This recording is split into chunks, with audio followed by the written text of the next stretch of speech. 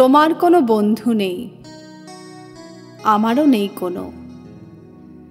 তুমি আমার বন্ধু হলে মন্দ হতো না তো। আমি যদি শেয়ার করি আমার দুঃখ যত, মন দিয়ে সব শুনবে নাকি? সময় দেবে তত। মুখোমুখি বসবো আমরা, সামনে থাকবে কফি, জট ছাড়াবো নিজের নিজের সমস্যা সব যত। তুমিও বলবে উজাড় করে, মন দিয়ে সব শুনবো। দুষ্টুমি করে জানবো তোমার বয়ফ্রেন্ড আছে কত। আমি থাকবো আমার কাজে, তুমিও নিজের নিজের। উটকো কারো প্রবেশেতে ঝগড়া হবে না তো। চাওয়া পাওয়া থাকবে না তাই, ঝগড়ার নেই ভয়। শেষ পর্যন্ত হবে ঠিকই যেন বন্ধুত্বের জয়।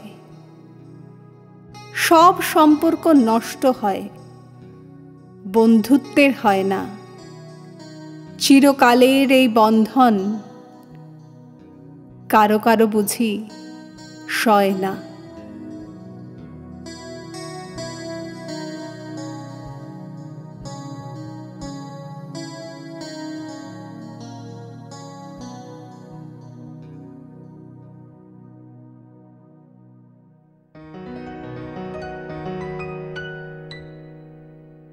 অভিনয় করতে করতে আমাদের আলাপ। গ্রুপ থিয়েটারে পরিচালকের নির্দেশে রোজ যেতে হবে। কোনো সন্ধেই আমার নয়। সেখানেই আলাপ একটি মহিলা চরিত্র। সে প্রাণ দিয়ে অভিনয় করে। আমার ওপরে দায়িত্ব তাকে ফিরিয়ে দেওয়া ঘরে। ফেরার সময় বেশ কিছুদিন পূর্ণিমা চাঁদ ক্যাটালিটিক এজেন্টের কাজ করে।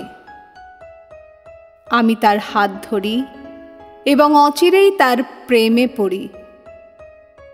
ভালোবাসি বলিবার স্বাদ জাগে মনে। নাটকের নাম ছিল সুবচন নির্বাসনে। ছাড়াছাড়ি হয়ে গেছে কবে, দল ছেড়ে এসে গেছে অন্য দলে। অভিনয় করতে করতে যুগ যুগ ধরে প্রেমালাপ চলে। সেখানে আমি কেউ নয়, সেও কেউ নয়। থাকে শুধু অনন্ত অভিনয়।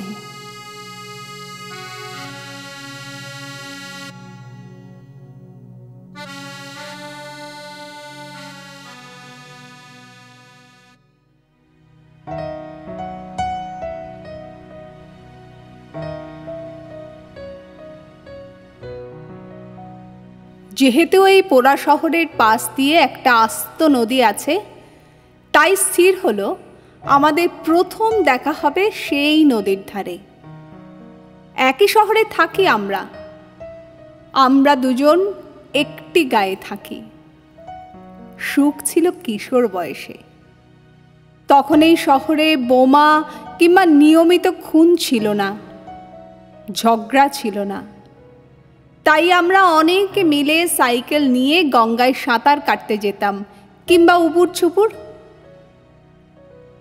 সেখানেই বাদল ডুব দিতে গিয়ে আর ওঠেনি। সেই গঙ্গার ধারে আমরা আজ মুখোমুখি। এতদিন এক শহরে থেকেও খালি ফোনেই কথা হয়েছে। আজ প্রথম আমরা মুখোমুখি হব। সে আসবে খানিক পরেই। শান্ত নদীটি, পটে আঁকা ছবিটি, ভাবনায় বাদল আর কাজল চোখে বাদলের ধারা। ভুলতে হবে বাদল, কাজলের চোখে জল।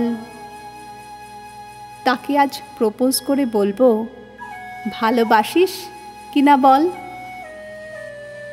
তার চোখেও কি থাকবে অশ্রু জল?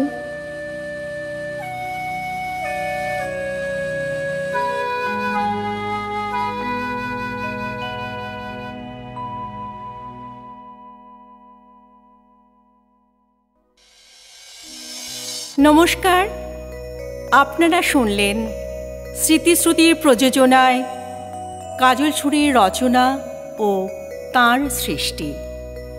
লাইক, কমেন্ট, শেয়ার করুন এবং ভালো লাগলে অবশ্যই সাবস্ক্রাইব করবেন। ধন্যবাদ।